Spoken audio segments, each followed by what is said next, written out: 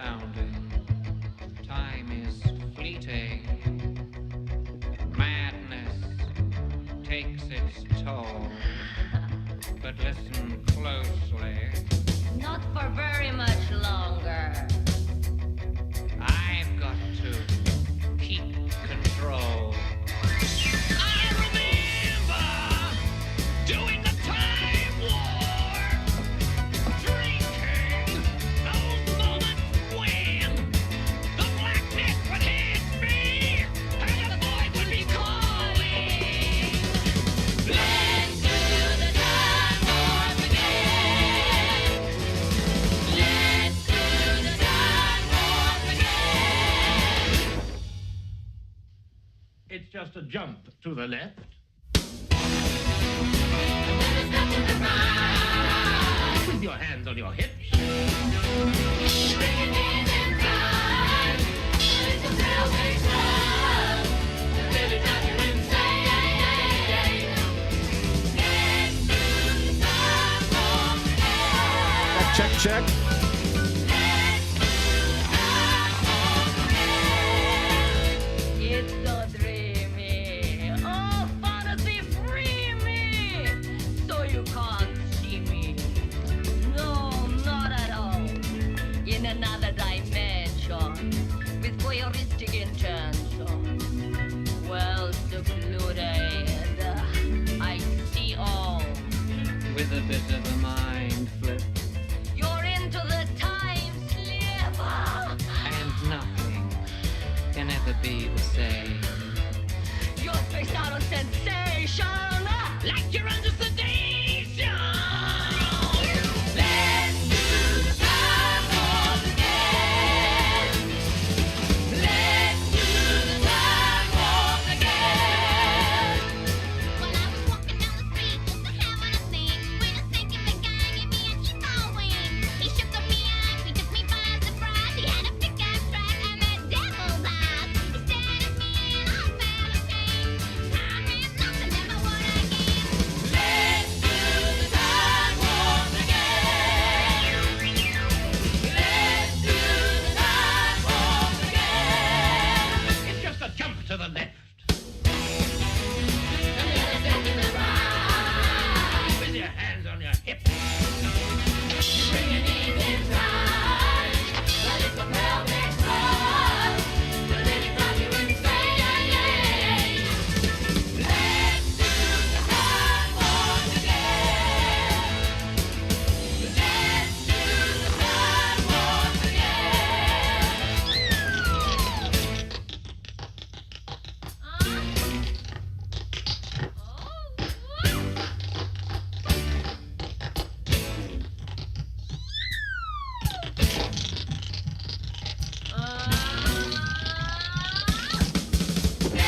do the time warp again. Let's do the time warp It's just a jump to the left. With your hands on your hips.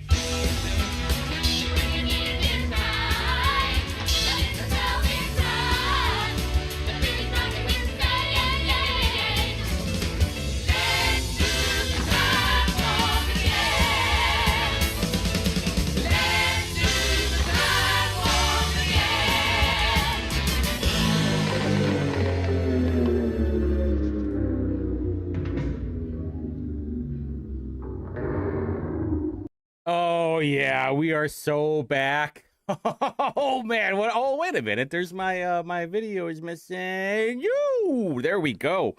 I already checked the volume, so I think we are ready to go, ready to get the show started. Man, I tell you what, the last 2 days have just been a absolute wreck. I mean, even started like a half an hour ago too, where I let the dog out, and then I was getting the last videos ready that I was gonna show. I'm just like, what the fuck is that smell? It smells like poop. And so I'm like looking around, thinking the dog he shit somewhere. No, it was on him. I was like, crap. Polly's in the house, Kip in the house, Ducky in the house. Let's go. Give strong soldier. I mean, it's been quite the day. So I'm like, there was poop on the dog. You were rubbing yourself in it. And so I had to go give the dog a bath before the show, which I'm glad that I let him out earlier than normal. Otherwise, I would have been struggling just to be here on time. Absolute mess. What a day, though. Hey, hey, how was your day? Was it okay? All right, well, I'm going to talk about my day. We'll get there, though. I just want to bring this up real quick. Yeah, it was gross. It was like, you know, when you like, I remember when I was a kid and used to do like bobbing for apples in Halloween time, and then there was like this, or you had to like go down, stick your hand down the toilet. There was like this game, and then like I remember it was tomato juice, and my hand smelled like tomato juice for like the next couple of days. It was awful. That's you know, my hand doesn't smell like poop, but man, I was scrubbing it like I was going to be doing heart surgery in about a half an hour. Like I must get it off. I don't want the smell. It was gross, but what are you going to do? All right, so last week we were on redistricting watch. Now that is over. Braun has called a special session that will be happening, well, starting on November 3rd. That does not mean they will be convening on November 3rd. And from what people are saying, it's going to be a minute. I was not around in 2022 when they called a special session for the abortion thing, even though I was kind of catching up on that today.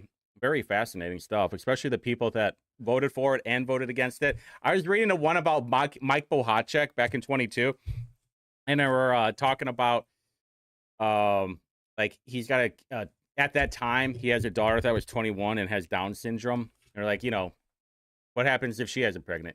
What happens if she gets knocked up? Like she already has a hard time if she uses her stuffed toy. There's no way I can let this my baby girl get preggo, you know, whether on purpose or not. So everybody's talking about it for the last week. Who is for it? Who is against it? So far, I think there's like 5 people that are hard no. Spencer Deary, not Kyle. I think Kyle Walker might be, but Greg Walker is, which it doesn't matter because, yeah, I know, Kiff. I know. We're not going to get in the abortion debate tonight. We're here to talk about me.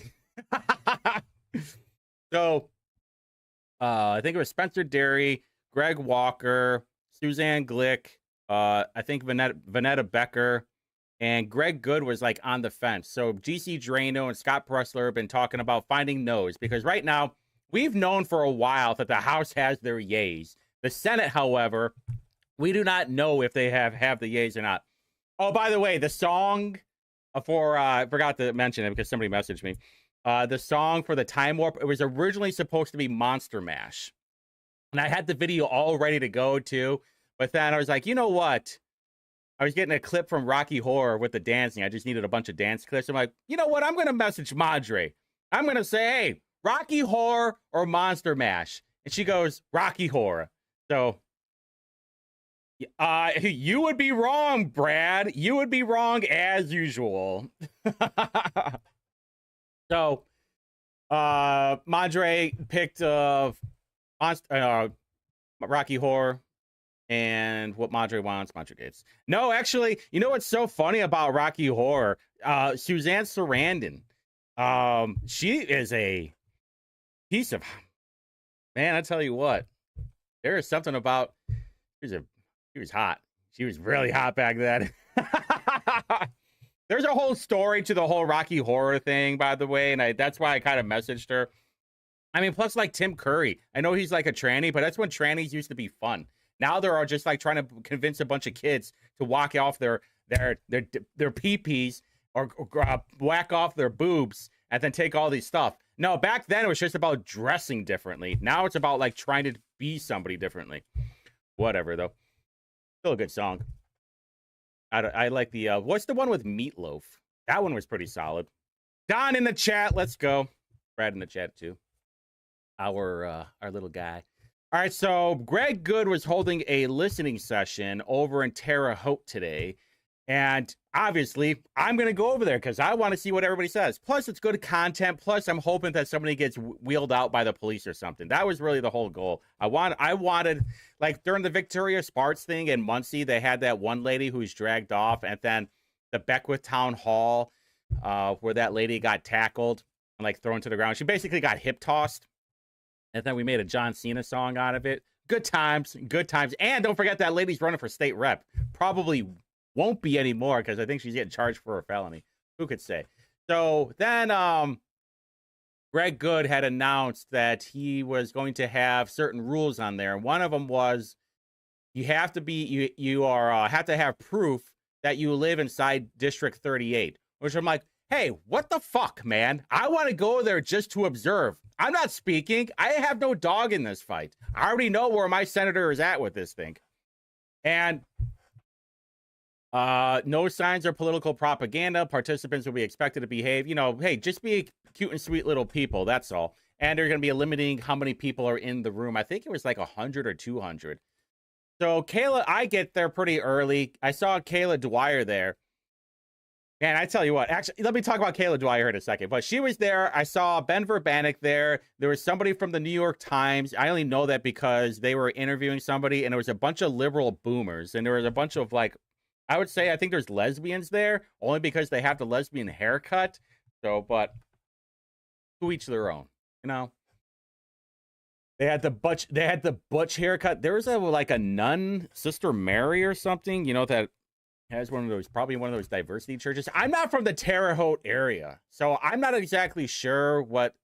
Apparently, everybody kind of knew each other, though. They were all convening in one giant circle and talking with each other. And they had a speaker out there playing some music. And, I was going to message, like, theater kids, man. Like, these are unserious people. They probably are going to have the same CNN or MSNB talking points as usual. So I get there, and I'm a little bit chilly. And I see Brandon Sackbun, or as I call him, Nutsack. Man, that guy has a hunch. Or a hunch? No. A hump on his back. Yeah, he looks like Quasimodo, but brown. He looks like the dude from... hold on. He looks like the dude from Time Warp. The butler, but brown. He looks Indian. Yeah, well, sure. You can call it a community, too. The same thing that they call a bunch of gorillas, too, throwing poop at each other. That's a community as well, Brad. Oh, shit-flinging community full of monkeys. So, Sackbun was there, and the door was locked. Quasimodo was talking to everybody, letting everybody know. I guess he was helping prep for the listening session. So more people start gathering up in there. I'm like, well, I don't know where to stand. I don't know where to go. I'm just going to wait for everybody else to announce, like, media is going to be here. So then I'm on the steps over here. Oh, hold on. Over here, but on the other side. Just looking around. Oh, you know what? I need to post a picture of how shitty that building was. You probably can't see it from right here. But they have, like, I've never seen a Terre Haute's not that big, but it's also not that small. The city hall is using external air conditioning units. I'm like, what? What? Do you guys not have do you guys not have air conditioning in that building? What the hell is going on? And then you see all these electrical conduits. They have, like, holes in the building, and they're running it through, like, external conduit running into the building. It was the most hodgepodge hillbilly thing I've seen in a city county building. But, like, I'm in Marion County, the capital city of the state. And one would think, like, I thought Terre Haute's supposed to be good. I'm actually, special power and the hizzle. I noticed that Terre Haute reminds me a lot of Michigan City. Like, it's bleak. There's trash everywhere. There's panhandlers everywhere. There's CBD and THC shops everywhere, and it just looks sad. Like, this building looks like some Soviet Union style soulless building, and then, like, right next door to it is this magnificent piece of architecture. Like, you can tell it's been there for a really long time. So I'm out there getting cold. I'm on the steps, and I go in there, and so how it worked out was you walk in there, and I see a guy to my left, and it looks like he might work for good. And he's got a piece of paper with a bunch of names on there. Hot patootie. Bless my soul is the meat. Oh, thank you, Brad. I appreciate it. And then there's, like, a metal detector. So I have a book bag, and I have my gyro, and I have, like, 2 spare batteries and a little sweater. So I just walk through metal and I just like point to like that way. And they're like, yep. I'm like, all right, cool. So I see Ben Verbanek. I'm following him into there. You know, like when you see all the benches where you're in a courthouse and then past that is like where everybody sits. So I get through there and I see Verbanek to my left setting up his tripod. And I see Kayla Dwyer starting to walk in, and I'm like, is that Kayla Dwyer? It sure looks like her. And I see her media badge on her waist. I'm just like, damn, girl. Damn, you are so good looking. Like the videos and the pictures don't do you any justice. I couldn't believe how Tyler and Mitchell in the house. Let's go. Did you see the Larry Bird? No, actually, I'm going to talk about that. I did not drive around Terre Haute either. I mean, I was so mad that I ended up staying there and talking to not someone there, but later. I did not drive around. It just looked like it was going to be like this sad, desolate place full of crap. So I'm like, damn, Kayla Dwyer is pretty fine in person. And I'm like, wait a minute, isn't she married? And then I heard, I'm not sure if this is true. You can confirm with this for me later, somebody in the chat, but I heard that she was married to Peter Blancard. And I was like, wait a minute, isn't Peter Blancard gay? Like I'm not trying to mock the guy, but like for real, it's like Nick Roberts. Like I thought I saw like the sexual harassment thing, or the alleged sexual assault from Nick Roberts. I'm like, wait a minute, I thought he was gay. Same thing with Peter Blancard. Was like, wait a minute, I thought he was gay. Like, how did he bag Kayla Dwyer? She is so out of his league. I don't know. She's way more attractive than he deserves. That's all I can say. You better be like rubbing her feet and playing with hair and, singing sweet nothings to her every night, because you do not deserve that hot piece of Kayla Dwyer. Just saying. So I'm there and I say, hey, Kayla Dwyer from Indie Star. She goes, I think she said, like, do I know you? And I go, I'm Steve. It's like, not personally, just on the internet. And she goes, and I was like, I'm Steve. And she goes, Steve Whitmer. She goes, oh, Steve Whitmer. And I'm like, yeah. Once the Whitmer comes out, everybody, it's like Voldemort. Like my name is synonymous with Voldemort or John Wick or Fabio. It's like everybody knows. Everybody knows that I'm the Baba Yaga of Central Indiana, and they confirmed it because before I even had another thing to say, a cop comes over and he looks at me, points at me, and he said, "Who are you with?" And I go, "Indie reporter." I can't remember exactly what he said. He's like, but basically, like, you can't be here. I'm like, okay. And I know that, I told a bunch of people of what happened, and they're like, you should have made a scene. You should have said something. I'm like, dude, I would look like a crazy person. And I was like, why? I'm not going to chimp out in front of everybody. And then it's like, oh, any reporter freaked out. Police asked him to leave. Police escorted him out at that. But it's like, no, I was a cute and sweet little guy. I am a civilized person. If I am not wanted here, I will not be here. However, I did get an RSVP. I did RSVP. I reached out to Senator Good's alleged press secretary, Landon Gideon, and I think that's what his name is. Oh, Lance Gideon. And I had emailed him yesterday. Well, Kyle did. I set up the email. It's like, just hit send. Make sure this email looks good. And so I emailed him, but I was checking the email. And he said, okay, give me your name. You need to make a press pass. Well, funny you say that, actually, Brad. I actually bought a couple of Amazon press passes, but like they were so like Fisher Price Play School style. Like, there's no way I'm gonna be able to get it. Plus, they asked me who I was with. It was Indie Reporter. Like, we're independent reporting, okay? We're not journalists. We're just reporting of what we see. We are professional observers and showing everybody what we see. Sure, we give our opinion, whatever. So he starts, I'm like, all right, well, I'm not going to be here freaking out. I start walking down the stairs and he's like, the cop is like, hey, sorry, I'm like, hey, it kind of is what it is. I understand it's like formal media.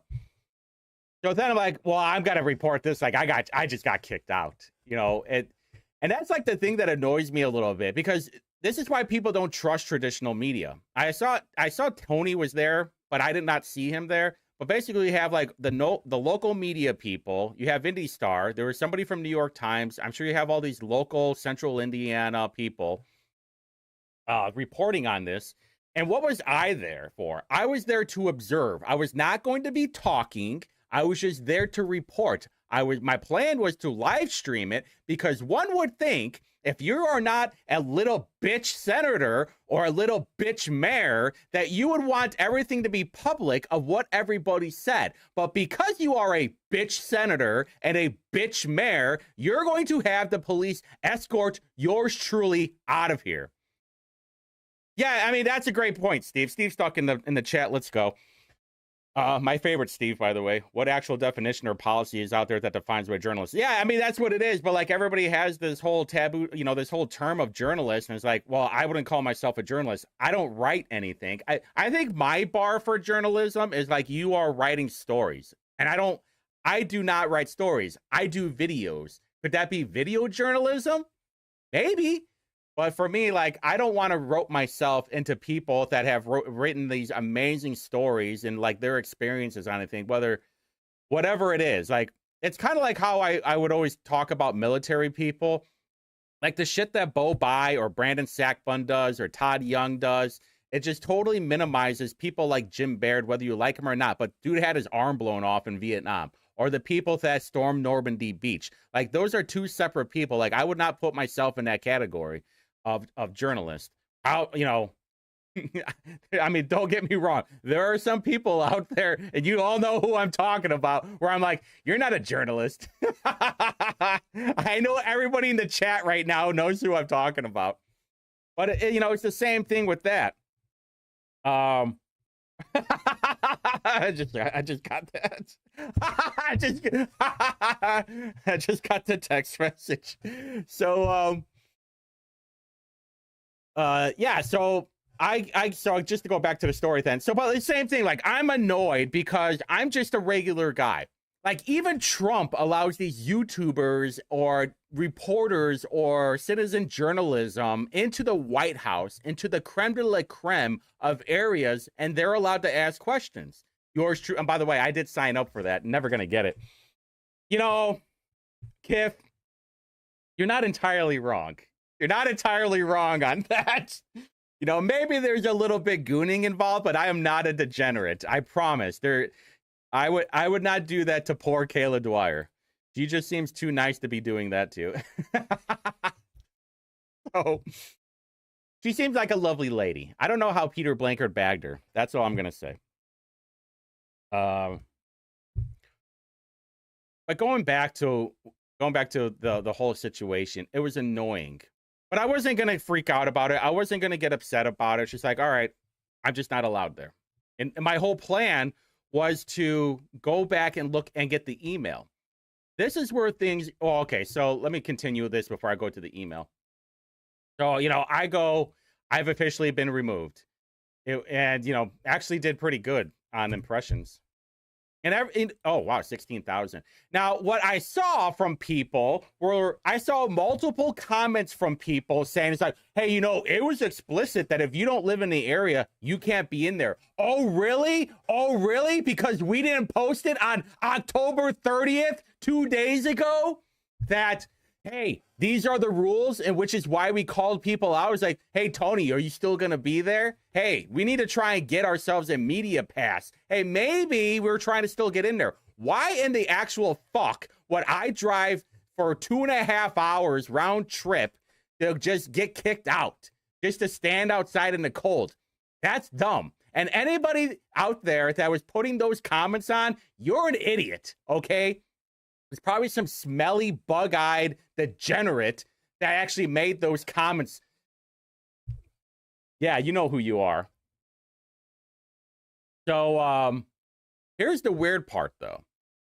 So yesterday, we had emailed Lance Gideon. I went to go back to the email to screenshot it and to show, like, hey, I actually had an RSVP. I was allowed to get in there. I go back to the Gmail. It's gone. This is where I need your guys' help on. I don't know what happened. I'm like slightly freaking out a lot about it. because here's the thing, like emails aren't supposed to go anywhere, but somehow emails disappeared from my Gmail account, from the Reporter Indie Gmail account. And it came from a government email. It came from the iga.in.gov email. So how in the hell, and this was like 3 or 4 emails back and forth. How in the hell did my emails get deleted? It's not in trash. It's not in even the sent. The keywords aren't working. The promotions, the everything. They are nothing is there. Like it's acting like they were never there. And I know for some of you guys, it was there's no need to delete that. What I don't understand is how it got deleted. But for all of you guys out there, like, and this is what pisses me off the most. This is actually the part that has been pissing me off all night and all day was I don't have anything but my word that I was allowed to be there. And I think everybody out there watching right now is everybody out there right now, tell me, when have I ever lied to you? I mean, there's times that I joke or I goof around, or maybe I'm wrong about something and I'll correct myself. But when have I ever like actually told you this was happening, and like that I had to deal with? I've never have. Show me proof that it's like, so there's only one way to, I can't even prove that I was right. It's just my word. And like everything else, all I have is my word and my balls. And it's very frustrating because then I could really stick it to Gregory Good and Brandon Sackbun, because those are the only 2 people that would have given the word to kick me out of that place. So I don't know. It's annoying. I mean, it's annoying at the minimum. Because basically what you have is Gregory Good being a little bitch about wanting me there. Because we were making, and I say this, and this is my theory, and I say it because, like, we were ragging on Greg Good because of Todd Young the other day. Even so much that Robin Casey talked about that whole drone task force, and how it's connected to Todd Young. Now, not surprisingly, Greg Good is from the Todd Young tree. And everybody from the Todd Young tree is a bitch. They suck. They are the worst. Look at Marion County. Look how many people came from the Todd Young tree. Yeah, it's time. It's time, Vic. But my whole point is, like, anybody tied to the Todd Young tree or the Suzanne Brooks tree, they cannot be trusted. And especially people that you tell, hey, we don't want this guy in here. That tells a lot. And how many times have I started the Whitty Review Show on Tuesdays at 8 o'clock on the Chateau de Marcel studio? How many times have I said that I am the Baba Yaga of Central Indiana, or the one half of the most feared people in Indiana or Central Indiana? These people are absolutely terrified of me because I don't have a boss. I don't have to report to anybody. I don't have to do anything that they say. And what they're looking for is, hey, this guy is saying this thing about me, reprimand him. Who are they going to report to? No one. All we are loyal to are the people and the truth, which is what we were there for. We wanted to report the truth. We wanted to be loyal to the people, and we wanted to have a live stream of what everybody was saying. Because if Tony Katz was right, which I have no doubt what he was right, saying was that nobody was for redistricting. However, there should be videos of everybody that was there. And what was there, who was there were a bunch of boomer liberals. I know because I was there. I saw everybody there. And I saw the conversations that people were having at that place. So what I ended up doing is that I emailed Lance Gideon back. I'll be surprised if I get an email back, by the way. And I also did an APRA request. I did an APRA request, which this is basically like the Indiana FOIA request. FOIA requests are meant for federal stuff. The APRA request is stuff for like the state. So I put it on there. I request an email conversations between Lance Gideon and reporter Indy. They happened on October 31st, 2025. What the crap? So I want the truth. How in the hell did my emails get deleted? That's what I want to know. I do not understand that unless I'm being spied on. Unless they somehow got into my email and then they deleted it manually. That's what I don't understand. But obviously, my senator, the man, top of the trust chart, Mike Young, says, I don't need a town hall meeting to do what's right for my country. And Todd Young's right.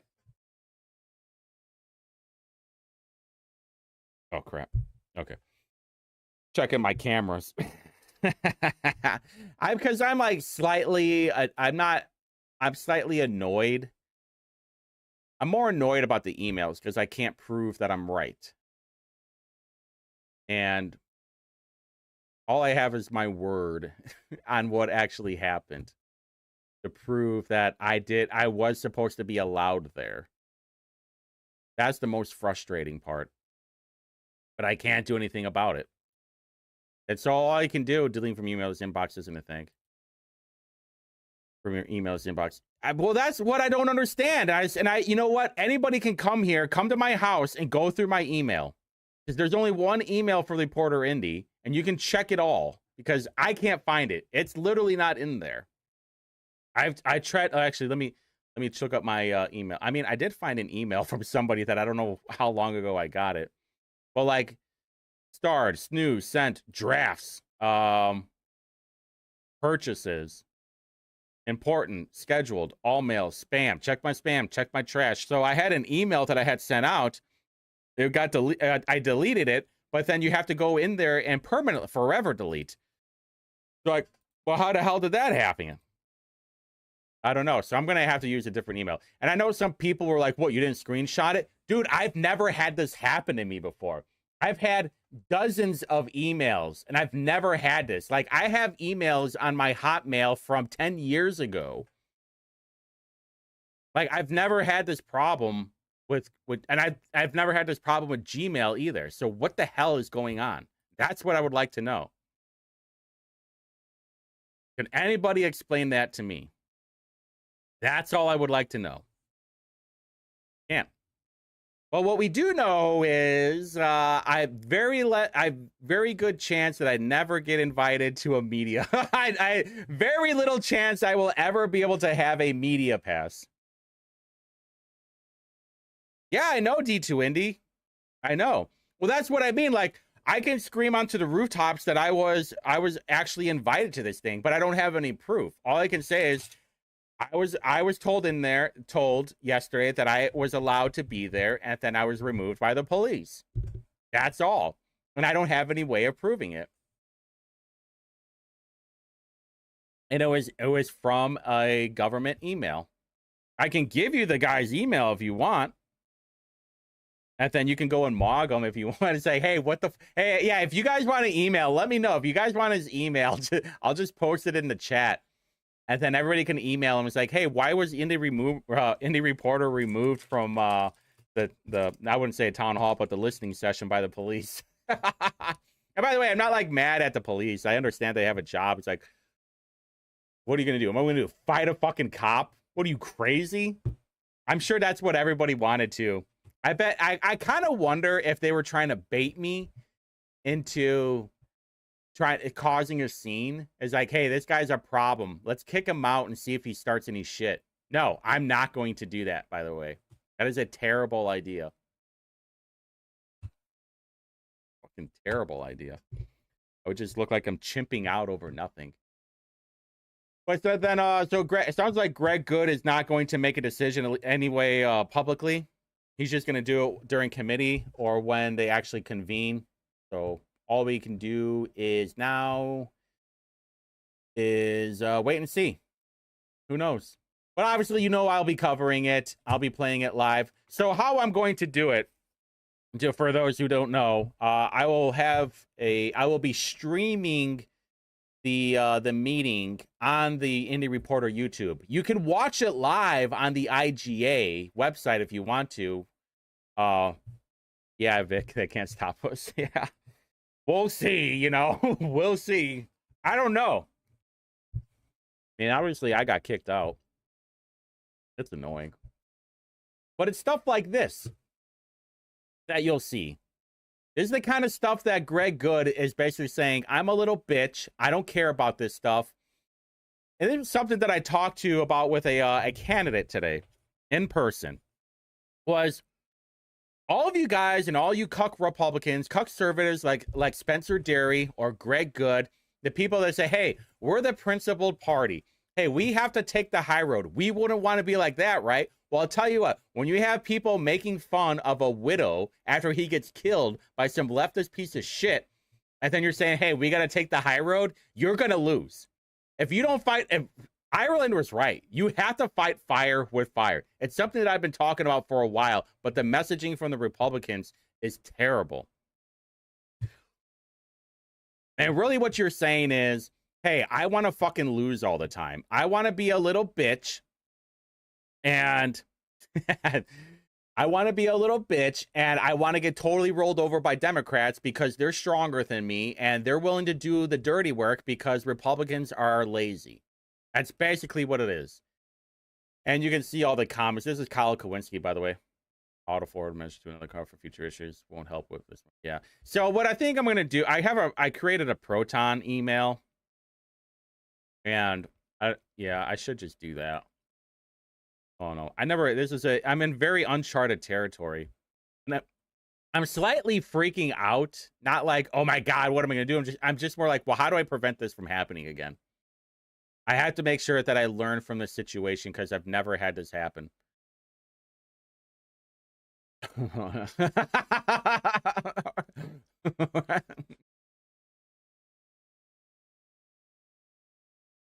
I mean, the comments are pretty special. Oh my God. Holy shit.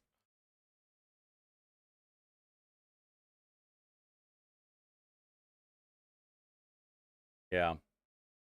Anyway. Dropping shit. You mean literally? Someone actually literally dropped poop on protesters? You mean Trump was making fun of somebody's dead widow? So, I don't know. I'm still pretty steamed. I'm probably not going to get over the fact that my emails yet. And I tell you what, if I hear back from Lance Gideon, I will let you know, obviously. I might talk about this on Tuesday because by then 2 days will pass, and I'm hoping to hear something back from at least from the APRA people or Lance Gideon. I just want to know what the hell happened. Just tell me. It's like, yeah, we decided we don't want you there, so we just had the police remove you. And I think he was there, to be honest with you. I don't know what the guy looks like, but there was some kid that had like a piece of paper, and there's like this little folding table that was looking at stuff. But, what are you going to do? Can't do shit. Just have to learn from it, adapt, and move on.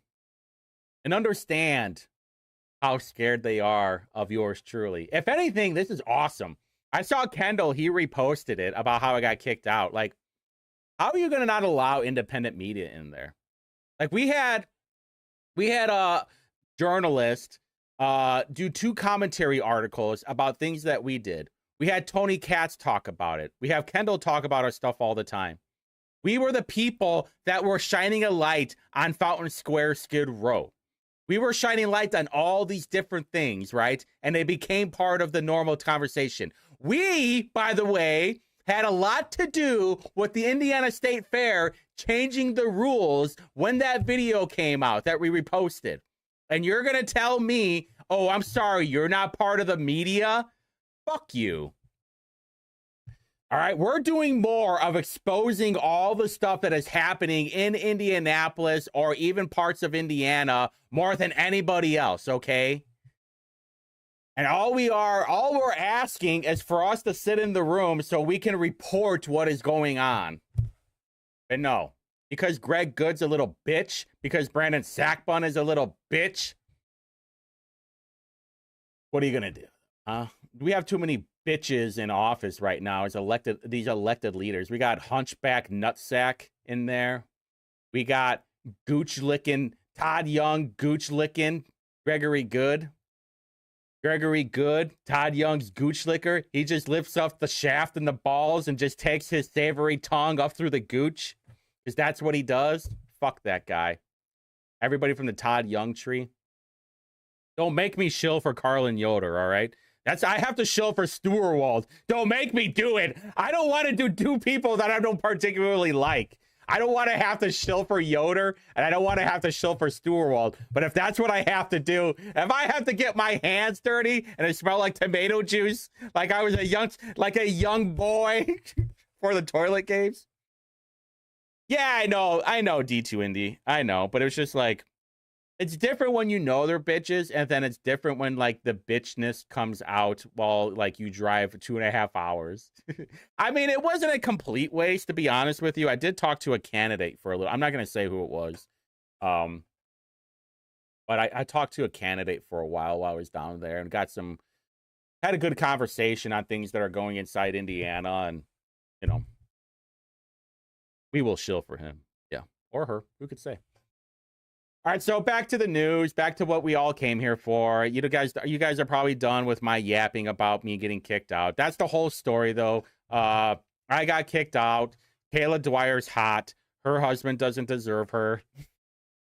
Hey, Kayla Dwyer, if you're interested in doing a co-op, if you want to collaborate sometime, hit me up, all right? You know my DMs.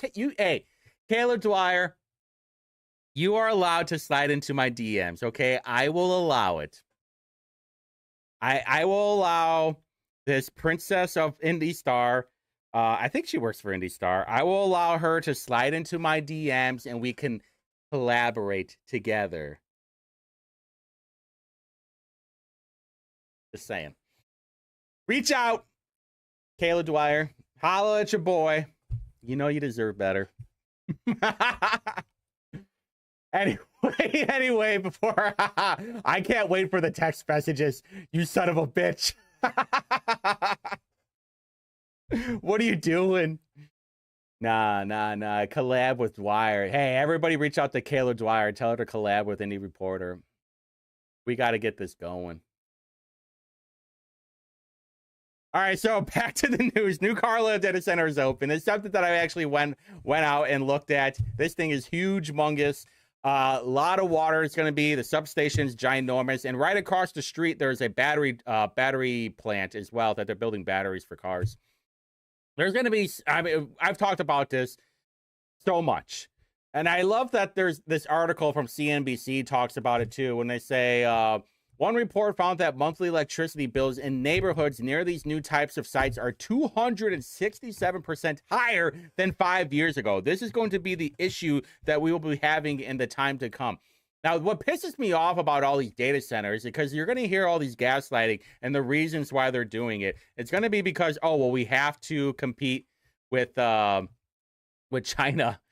And I will here to tell you right now, China steals everything. I even talked about it last week when they were talking about the nuclear plants. And it says like, well, China is getting all their plans from America and Europe, basically. It's like, all right, here's an idea.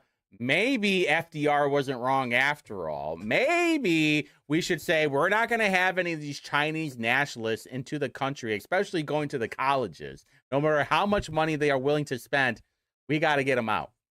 I'm just going to throw that out there. Call it racist if you want. I don't care. But you can call me all these words. Racist, bigot, but you can never call me a liar. That is the truth. And this article is pretty interesting. China. From China. But in this article, they talk about Amazon has opened a data center on 1,200 acres of land, and they're not using the video, they're using the Anthropic. The $11 billion facility is up and operational while most AI rivals. This is like the largest data center, one of the largest data centers in the country. I was doing some research the other day. There's this one data center over in Texas, and I think it's called Stargate, if I remember right. Not the one with Kurt Russell and James Spader, but that one is like half the size of this one. Now, this one or actually, you can even see the substation, and I think these might be. I remember when I drove there because this is the highway, if I remember right. Damn, this thing is really big. I might have to go back up to northern Indiana. Hey, the port trip Laporte trip might be inbound. I don't know if anybody wants to take a drive with me to Laporte. We might have to go to the New Carlisle and check this thing out in person. Maybe I'll infiltrate. So here's a substation, and here's another substation. And I think there's another one somewhere, but these are basically the size. I mean, as for context, you can see the size of these cars right here compared to the buildings. These things, I mean, and there's what, there's 6 of them, maybe 7 of them. Here's the main road, if I remember right. Let's go, Kurt Russell. Yeah, KR for the win. So,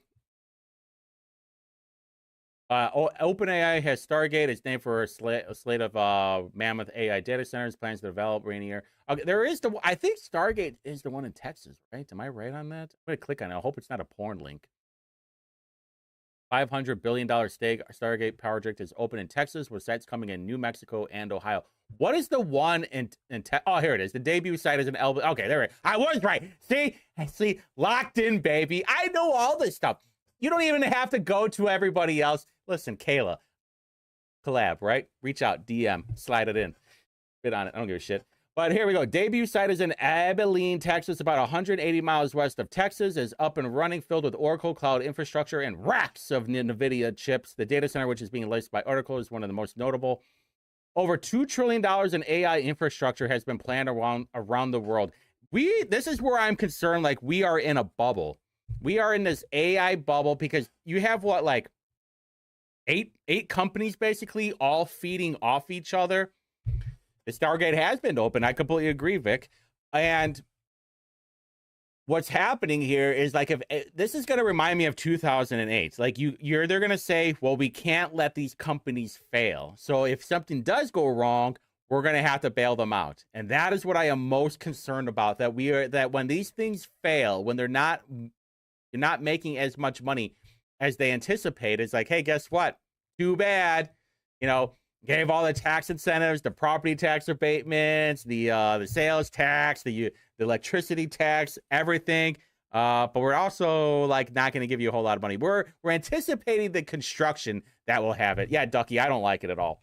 I hate it. Because we all know what it's going to be used for. And if you guys saw that tweet the other day that we put out about Purdue, I was doing research on that whole drone thing, and I found that Purdue, where is it? Damn, I didn't really retweet that much, did I? That's wild. Oh yeah, there it is, right there. We was this one with there we go. Yeah. And they have Purdue University, UAS Research and Test Facility. You talk about cyber physical security in a smart city, basically having all these cameras communicating with each other with the drones, monitoring everything. This is security state stuff. This is why I keep saying, like, all this soft on crime thing is being done on purpose. Like, letting in all these illegals is being done on purpose because it will create enough fear where you have some kind of Patriot Act 2.0 or 3.0 where you bring in all this AI so they can monitor us 24/7. We know that where that turns into, COVID was the appetizer, the security state, the social credit score. This isn't some tinfoil hat theory anymore. This is real stuff. Yeah, you can't stop it, basically. Well, you can stop it, but it's not going to end well. I can promise you that. There was this whole, I was going through my Instagram feed, and I'm finally training it where it's goes schizogram.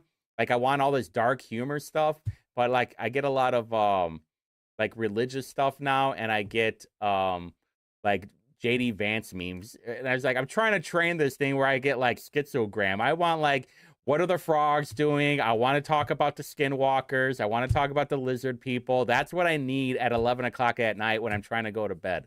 I don't want any of these Instagram whores that are trying to show off their coochie for some bag. I don't like it. I don't like whores, okay? Keep the whores to yourself. I want to see lizard people talking about adrenochrome. Hey, to each their own, all right? People want Funko Pops. I prefer Hollow Earth. All right, so I might take another trip out there. The weather's going to start getting bad, especially in northern Indiana, because they get all that lake effect. So if I do go up there, I don't want to go up there when it's snowing. So if I do, yeah, I know, Vic, it's already over. So over. I don't want to go when it's snowing out. But I do really want to go to Boz Hot Dogs. That's the thing. I want to go up to Dyer, Indiana. I want to go bowling, and then I want to go get a Boz hot dog. Is that too much to ask? Listen, Kayla, if you want to do a cola, I'm just kidding. I'm kidding. All right. Kayla Dwyer's gonna get all these things. Like, Whitty would not stop talking about you last night. Listen, collab. I'm thinking Boz hot dogs. I'm thinking data center, and I'm thinking a night of bowling. You just let me know. I'll set the whole thing up. Hey, you don't have to tell Peter about it. All right? Or tell Peter. You know what? Peter can join us. Hey, if you want Peter to join us, if that is who it is, anyway, I'm not saying that. Hey, Peter, you can join us anyway. Even if you're not married to her, you can join us anyway. We get like a triple collab, but you're going to have to watch. You're not allowed to participate. All right, enough of that. Good news, though. Actually, I'm not sure if it's good news. However, we might be coming back, boys and girls. Braun appoints IEDC president, signals Indiana branding return to Crossroads of America. Now, coming from somebody who is from the region, the Lake County, 30 and 41 is the true Crossroads of America. How do I know? Because there is a giant sign right there that says Crossroads of America. 30 going east and west, 41 going north and south, and I have been to the tip of 41, so I know exactly what I'm talking about. Now, instead of this like modern version of Indiana, maybe we'll get the signs back. And I know I saw people crying about how much money it'll have to cost us to put the signs back. That is a small price to pay to go back to nostalgic, to traditionalism, none of this modern bullshit. I'm tired of it.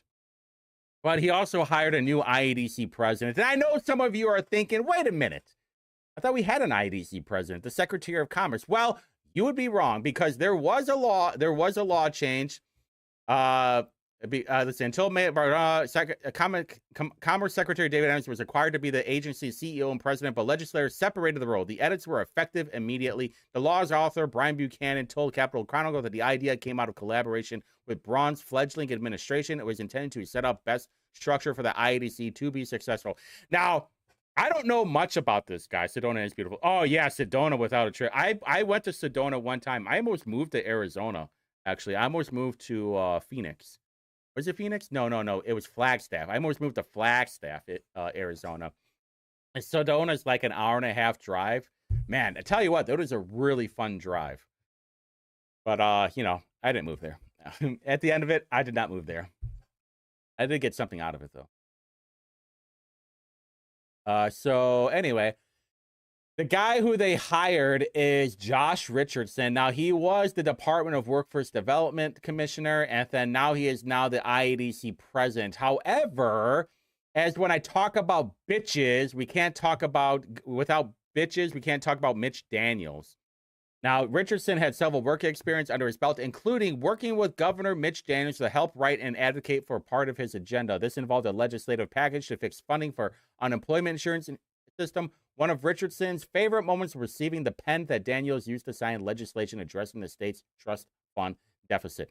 This guy is so damn simple. I don't trust him already, mostly because he looks like a skinwalker. I don't know if I trust that face, boys. I'm sorry. Uber liberal. Back in 2017, it was not, 2016, 2017, they were not as liberal.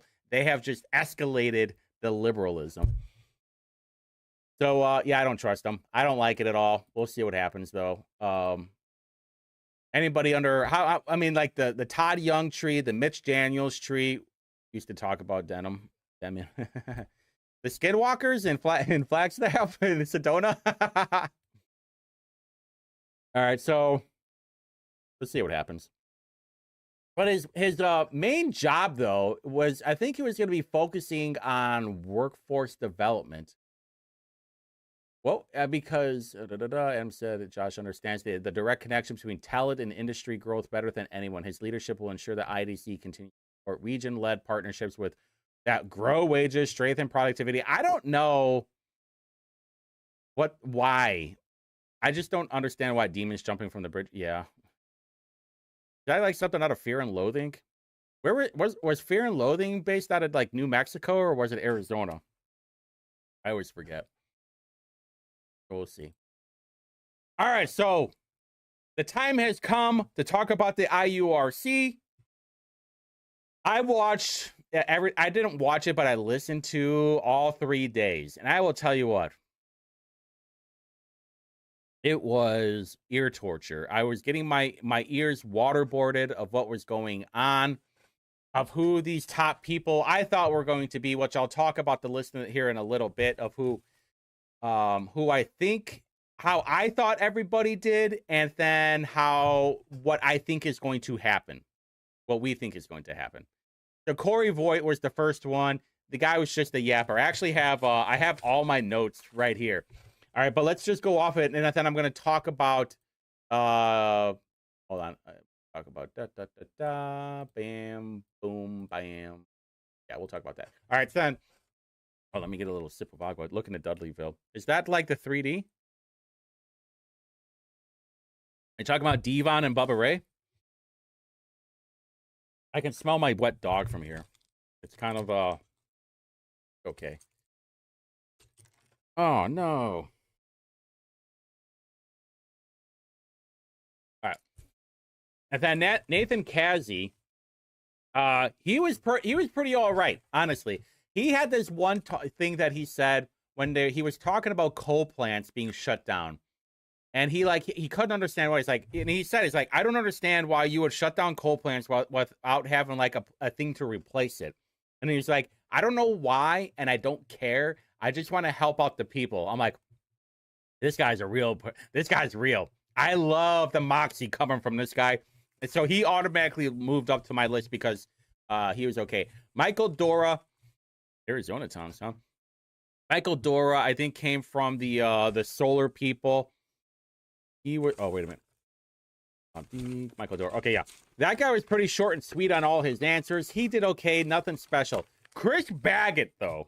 Chris Baggett is the cluster truck guy. My God. We're the worst interview ever. So they're talking to him. And then I don't know who asked him, but they were talking about, I was like, well, do you know what the job entails? And he didn't have an answer. He's like, nah, not exactly sure, what the job entails. Didn't come prepared for any of the questions. And here's the thing I forgot to mention at the beginning. All of these people got the questions. They received the questions before they had the interview. I don't know. I think they had like 2 days basically to figure out what they were going to say. So and I think Susie Jaws or Jim Merritt had said it, that, hey, all these people got the questions, so nobody's surprised. They're already prepared to answer these questions. Chris Baggett, he was not prepared at all. There was even one point where he talked about, how that he was going to learn things, and he mentioned talking to people from Duke, and they had to tell him, it's like, you're not allowed to do that. I don't know if you know this, but you're not allowed to do that, because everybody forgets, like, these people are here to regulate. There is a set of rules with some discretion, like everything else, but you are bound by these rules. Your job is to regulate. It's not to legislate or advocate. Your primary job is to regulate. And it was fascinating to watch, because you had a huge spectrum of age, you had a huge spectrum of experience and what their qualifications were. And I'm not exactly sure what they were looking for. I know what I would have been looking for, but Bright Braun's, like, his whole primary thing was, hey, we need to try and lower energy prices, and they think that these people are going to do it. I'm not sure, because you're bound by rules of what you can and can't do. Either way, I'm not going to trust anybody that is appointed. I'm telling you this right now. Anybody that they appoint, I will not trust, even if I like them, because we saw what happened with the IEDC board. What was the first thing that they did? They approved tax incentives for 4 data centers. And who was the other people? One of the people on the board was Chris King, who tried getting a data center in Hancock County, if I remember right, and then it failed. Yeah. That's what was going on. Absolute BS. So, needless to say, not going to trust him. All right, then, Christopher Lewis was like, I think he was my dark horse. You could tell he was an autist. He was really nervous at the beginning, but then halfway through the interview, he got really warmed up and he just started spitting. He had answers to everything. He was ready to go. He was talking about Quip. He was talking about water. Because one of the things that, like, what I always say about elected officials or people running for office, there are things that are your opinion and there are things what you can and can't do. Like, my opinion is we should execute child rapists. Do I have the power to do so? No, but that is still my opinion. Will I advocate for it? Maybe, maybe not if I'm an elected official. But at the end of the day, I am not allowed to do that. Okay, so Mike Neal was probably like, he was in top 5 of interviews for sure. Good intro. He answered the questions. He was not yapping, by the way. If there was yapping going on, it was him telling the entire context of what he wanted to say. That is not yapping in my book. Yapping is you're not answering the question, you're going around it.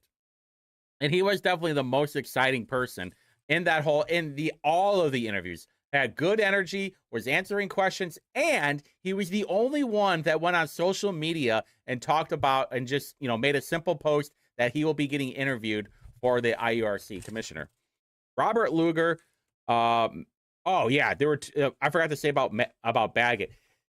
So one of the questions that people were getting asked is like, well, why do you want to do this? And I was getting strong Brad Chamber vibes from Baggett.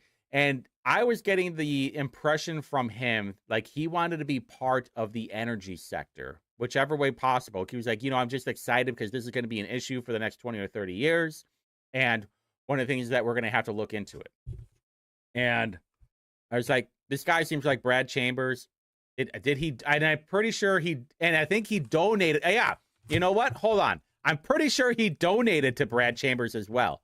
And I said, like, don't overlook this guy. This guy might be a problem, or he might even get it. No. He donated to Todd Young and Braun. No, he did. I'll take that back. He did donate to Chambers. He gave $1,000 to Brad Chambers. He was one of the early people that gave money to Brad Chambers. But then after Braun won the primary, then he started giving a bunch of money to Braun. All right. So then Robert Lugar mentions New. He talked about New Carlisle getting their wetlands getting drained, which I was like, this is the first time anybody's actually mentioned the wetlands getting drained, because you guys heard me talk about this a couple of times. They wanted to fill in the wetlands over in New Carlisle. It seems like they're doing that with all the data centers. Matthew Kappas, that guy was the most nervous out of anyone. This is the guy who was the Democrat pick, but he had given a bunch of money to the Libertarian Party. And I think he gave some money to the Marion County Republican Party. Never gave any money, at least that from what I could find, to the Democrat Party. So I'm not exactly sure why they picked him. But I don't think he can handle the pressure. Because he said it a couple of times, like, I'm really out of my element. I'm out of my comfort zone. And Easy Jaw's like, well, I'm so proud of you. Basically saying, I'm so proud of you. Happy that you did it. You got out of your comfort zone. And they're looking for people. Bob Deeg, I look like Susie liked him. He talked about Energize Indiana. Now, I did not know what Energizing Indiana was, and I found it. But it looked like it ended in 2020, at the end of 2014. And it was a united effort by participating Indiana utilities and consumer organizations to offer comprehensive statewide energy efficient programs. It was from Duke, IPL, Michigan Power, Vectra, and NIPSCO. No stop. Oh, interesting reads. Ooh. No slots not on GameStop. What is that? Actually, I blocked. My VPN isn't on, is it? No, I'm just blocked. Whatever. Ugh. So I don't know if this was part of the program where a bunch of people were getting LED lights, but have you guys ever noticed that I don't know for you guys but did your electric bill ever get lower under LED lights? I'm just asking. Because one of the things about like the AAC rate case was it didn't change the fixed rate. It just changed the usage rate. So unplug your stuff, don't use as much electricity. Seems easy enough to me.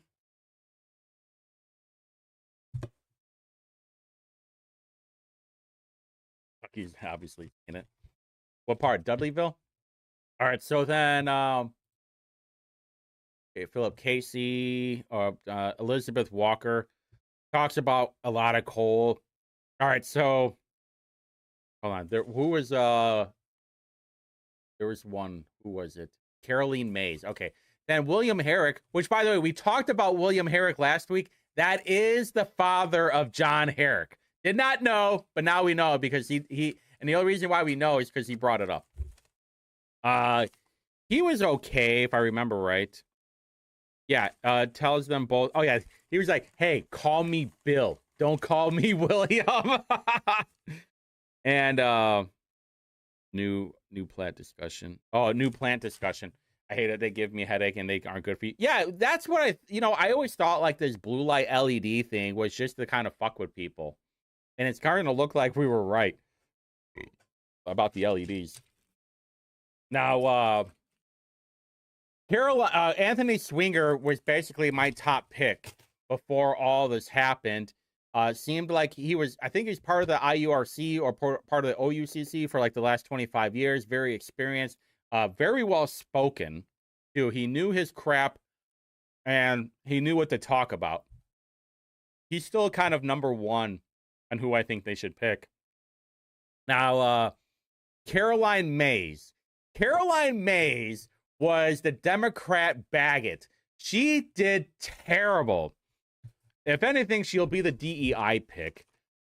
She says she's a certified executive coach. I had to go somewhere. So during the YouTube live, you couldn't go back. So I had to put my earpiece down and go do something. I come back a few later. She's still talking. So it sounded like there was like a 10-minute introduction to herself. She had this entire speech written up. Like, listen, you only have 45 minutes. You have to make sure that you are getting your point across quickly and efficiently. And you just yapping along isn't helping anything. Lot of Kamala speaking, a lot of word salad, a lot of yapping. She was also encouraged to do public-private partnership, and we all know who IDC does that kind of stuff. So that's going to be a hard no for me, obviously. Then Elizabeth Walker, she did pretty good. Yeah, she talked about coal. Okay, so there were 3 people that were left for the Republicans. Yeah, it was a lot of me. That is so true. Did you watch it too, Ducky? It sounds like you did. So Andy Zay ended up getting in a renewable energy argument with one of the interview people, which was very amusing. Probably didn't do himself any favors of getting the job, but I think if I remember right, Zay said he's part of the utilities committee and basically works with Eric Koch. Oh, I know why. Someone didn't like Anthony Swingers because he brought up Soliday. And they, we are we are anti-Soliday, obviously.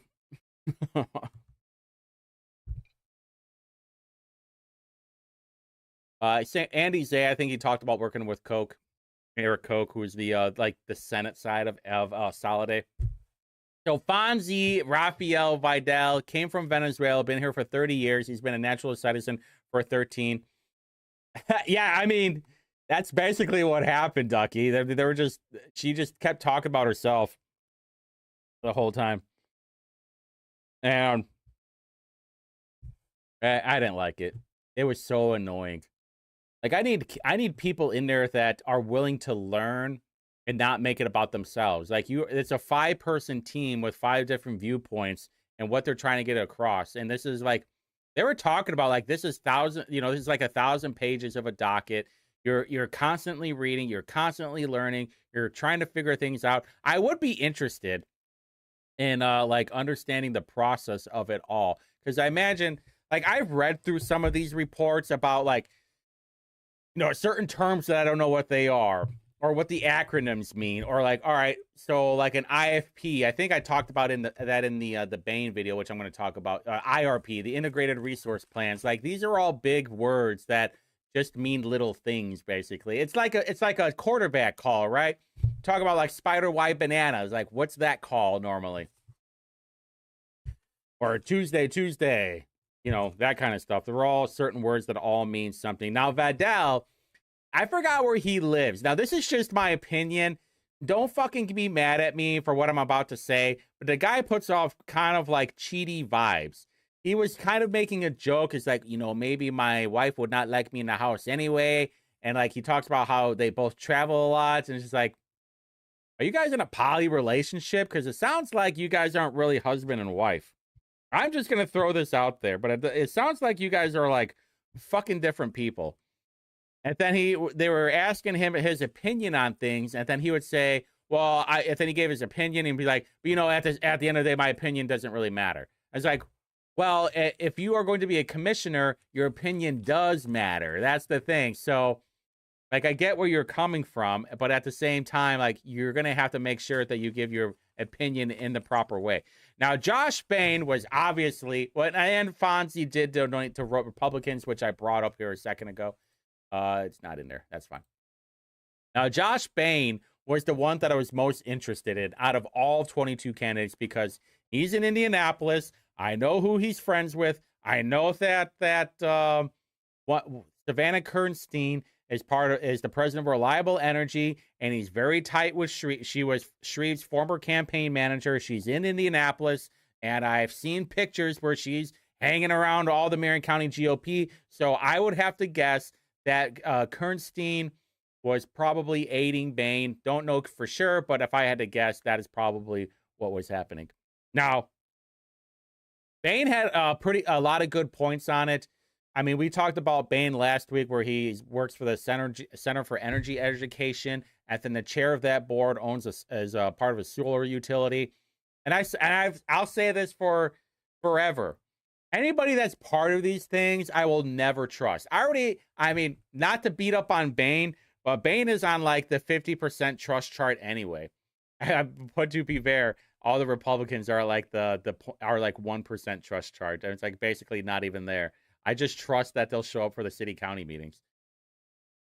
But I don't trust anybody that's going to be a part of this whole thing, only because of Braun's history of the IEDC board appointing those people.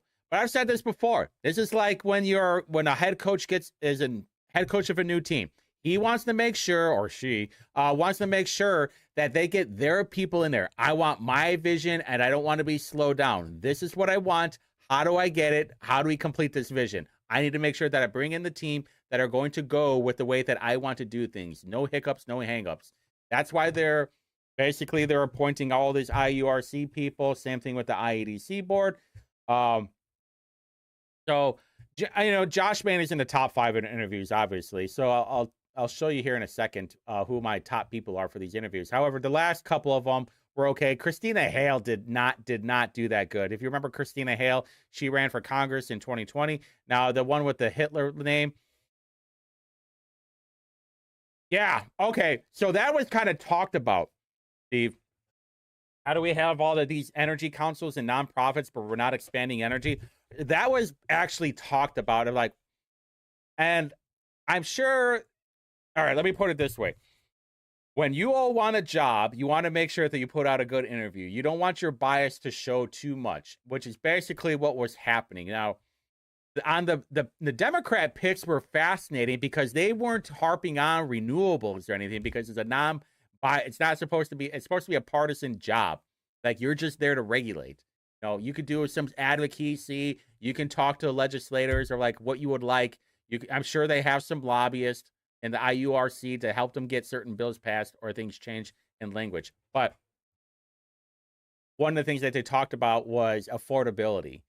And it was so funny watching them try to it's like, well, how do you define affordability? Which is actually a pretty good question, you know, because it's like, do you put some person's like, well, it's like 6% of your paycheck is what they were saying. It's like, but is that what we should be using? Can it be like 3% or 1%? It's like, what exactly would that be? So it's fascinating how they're like trying to come up with all these different terms. It might be the best thing. Yeah, you don't fucking care might be the best thing. And like, they were good questions.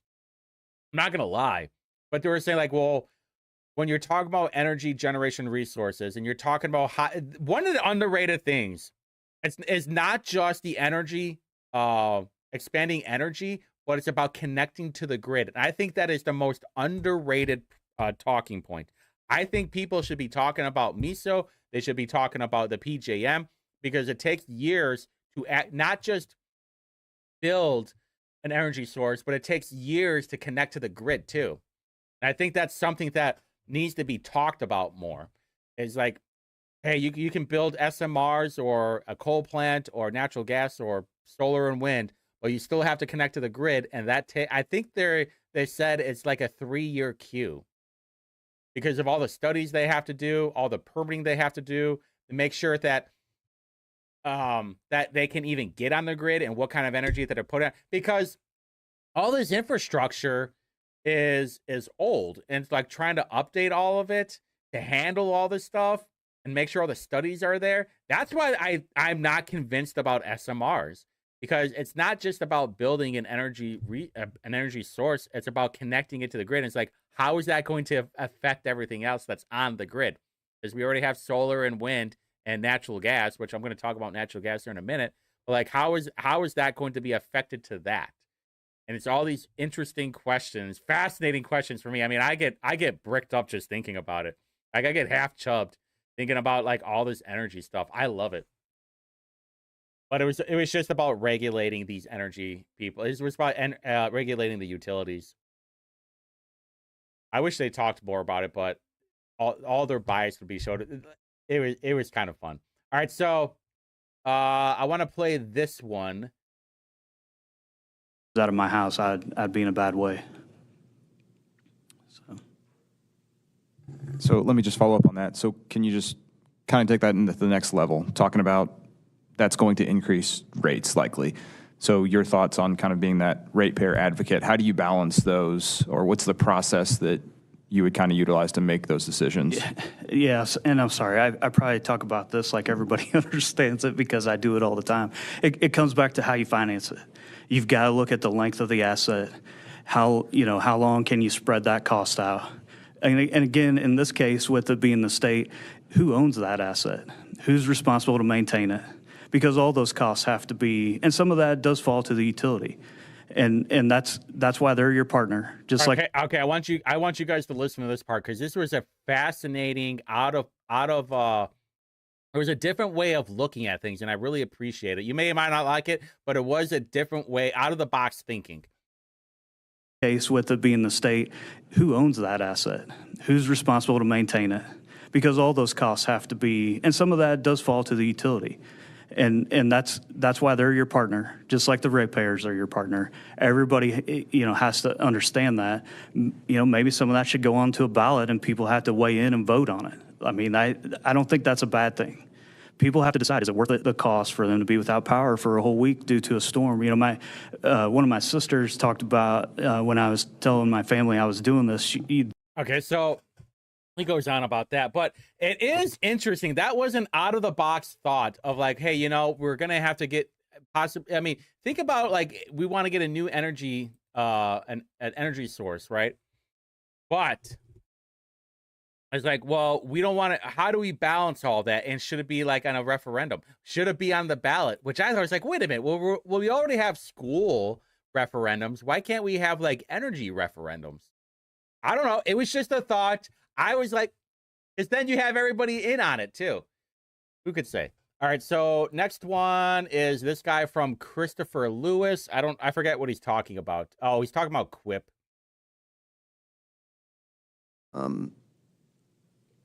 in terms of construction work in progress, I mean, we're talking about all of the above, right? The governor, et cetera, the state policy.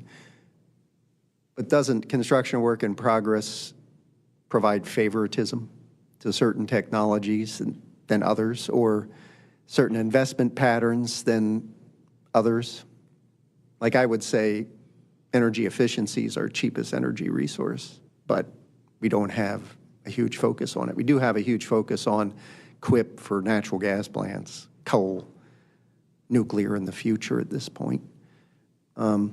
So do you see the same issues arising from CWIP as you do from trackers?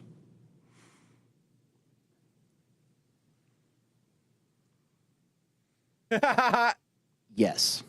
They both kind of have the same effect, that they're recovering costs sooner than what they normally would.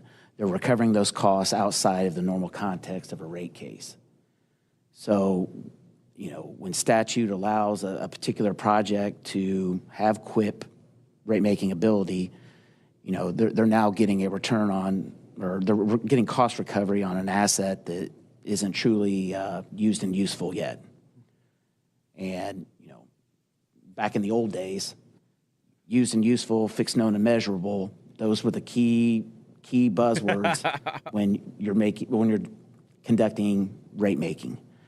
And it was interesting that they were talking about, because QUIP is like construction costs, so you're able to recover a lot of the construction cost before everything is done, so that way that the utility's still making money off of it. So that was interesting on this guy's of that guy looking at it through this way. All right, so this guy is Philip Casey. I think he was one of the Democrat. Yeah, he was one of the Democrat picks. And like I said earlier, the Democrat picks were pretty moderate on everything that they were saying. I think this one's talking about NIPSCO. Efficiency and innovation. What are examples of that? Is that from Illinois, or how? What do you think? Sure. I'll give you the generalized way of going about that. There's the old adage, the carrot and the stick. If all you give is a carrot, you're just going to get carrot-like results without a whole lot of concern for missing the mark. I believe there are creative folks in the industry that can come up with creative ways to move risk away from just the retail customer. And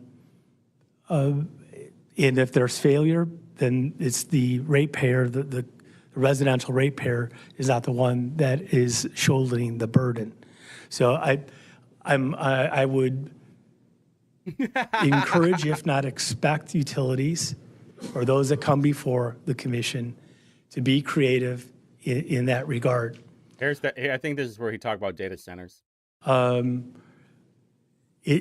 Recently, NIPSCO provided a path forward on how it's going to handle data centers. That perspective is relatively new to Indiana. It is not new to the U.S. So, I mean, I'm going to have to look up what NIPSCO said about data centers. I'm sure it's going to be like, hey, we're going to have to create all these energy generation resources so we can keep up, because we're going to have to need all of it. So Josh Baines is actually my favorite one, because he talks about regulated monopolies. Now, when he says IRP is integrated resource plan. Now, when we talk about, IRPs and things like that, we need to make sure that they're scrutinized. And again, I go back to what I said earlier. The commission has every right to scrutinize those IRPs and go back and encourage utility companies to buy more energy, because I understand, I'm a free market guy. I understand making a free market capitalist argument when you're talking about energy in Indiana. It's kind of like fitting a square peg in a round hole, because it's not a free market. We know that. We have regulated monopolies for a reason. That way you're at scale, and hopefully that ends up bringing lower costs to ratepayers. and you're able to have a collective effort in infrastructure projects. That being said, when we're looking at this, it's just, I think it just goes on. There's not much after that. But it was interesting that Josh Bain talked about regulated monopolies and, hopefully it'll bring lower costs to ratepayers because you already control all of the market. But you're also controlling all of the market, so you're able to have a collective effort in infrastructure projects. And that's the thing about, it's theirs, though. So they don't really have to negotiate that much because it's already theirs. Like, well, who else are you going to bring in, huh? If we're the ones who control everything. So this is where I'm at with everybody. These are the people who I think are going to be voted in as nominees. So at the end, we have to have 6 Republicans and 3 Democrats. So this is basically my list right here of who I think is going to be the nominations of all of this. So I don't know. We'll see what happens. But Duke gets approval for 2 new gas units, but does not have to shutter aging coal plants. Remember how I kept saying, I've been saying for a while, that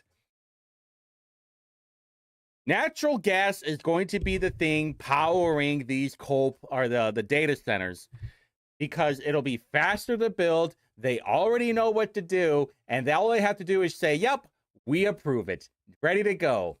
And then we already saw it in Ohio. I think it was like 600 megawatts where they're going to be building a gas plant to power some data centers over there.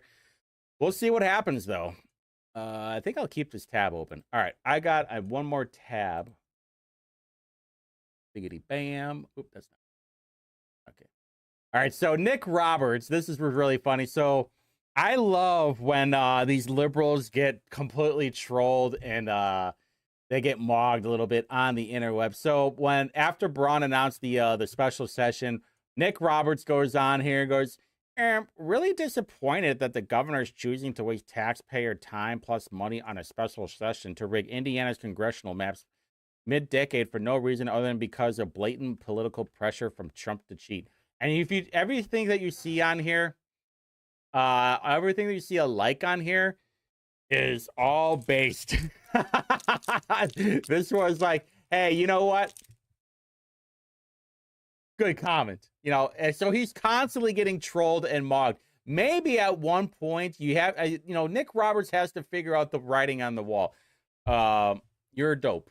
Okay, you're a liberal shithead, and you're gonna lose. I mean, well, you're not gonna lose in Indianapolis because your area is filled with morons. So you're always win. They'll vote for a sock filled up with hobo jizz before they ever vote for a Republican. So maybe it's that we lose in the end. Who could say? And I know there's all these low libertarians. This is where we're gonna mix everything up. This is where we're getting nasty because I know this is the time where everybody's kind of switching off the Whitty reviews. So this is the time where I start getting extra nasty and dirty and pissing people off. We talk about all these people, all these drug people coming in here, and the libertarians and the left are like, we don't know if they're here to sell drugs. We don't know if those boats were filled with fentanyl that'll kill hundreds of thousands of people. I don't care. I don't want to feed in-house cartel members as they wait a trial. I do not want to feed in-house cartel members that are found guilty. I do not want to deport cartel members who have served their time only to have them catch them all over again. I want them blown up in international waters. Based. Give me more of that. Nuke them, turn them into glass. I don't give a shit. And speaking of Indianapolis, from the other day, Beech Grove PD and state police arrest 7 people this weekend during a street takeover and reckless driving. Police arrested 7 people, 4 firearms were recovered, 7 vehicles towed, and 22 traffic citations issued. Many arrests were for felony criminal recklessness, while some were also arrested for drug charges or operating a vehicle while intoxicated. Now, I'm pretty sure that the video that was posted from Max Lewis was showing some of this. Actually, I'll pull it up right now. He might still have it. And the tortoise got returned, so that's good. Yep, here it is.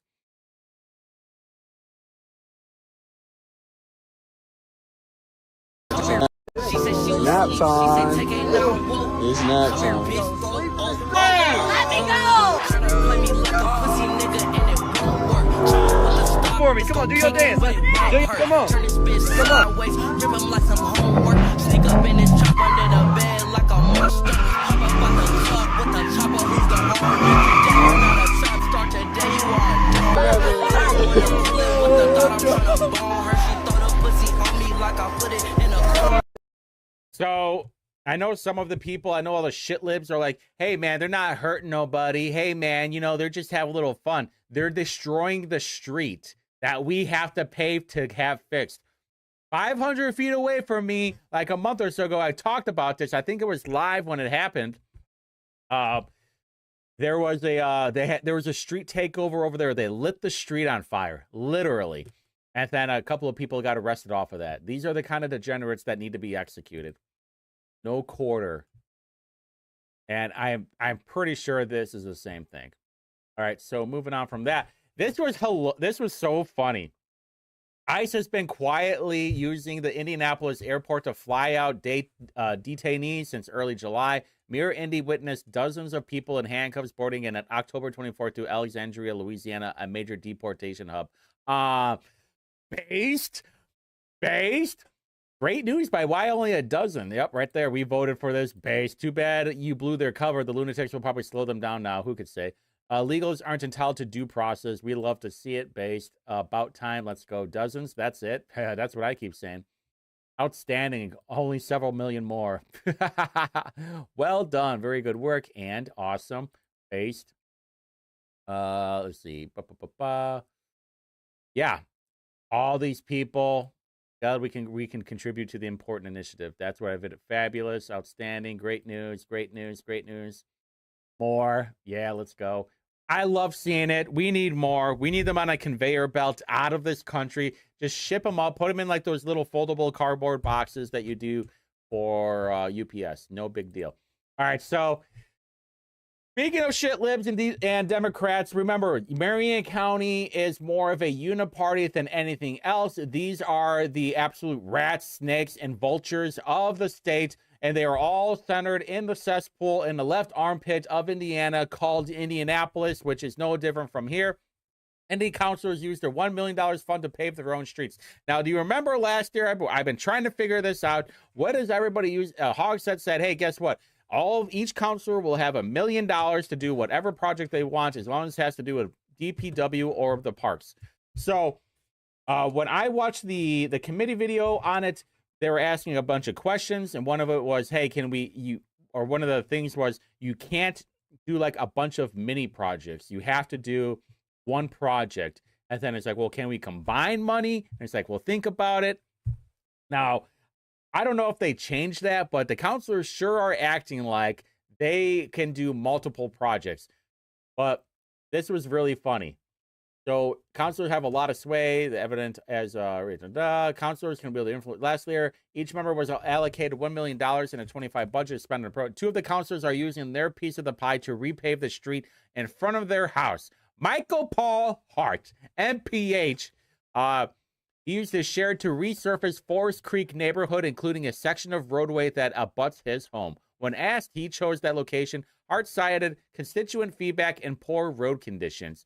Wow. For me, though, Hart said he didn't consider the location at his home when making his decision, though he acknowledged that he often hears from neighbors more than any other group.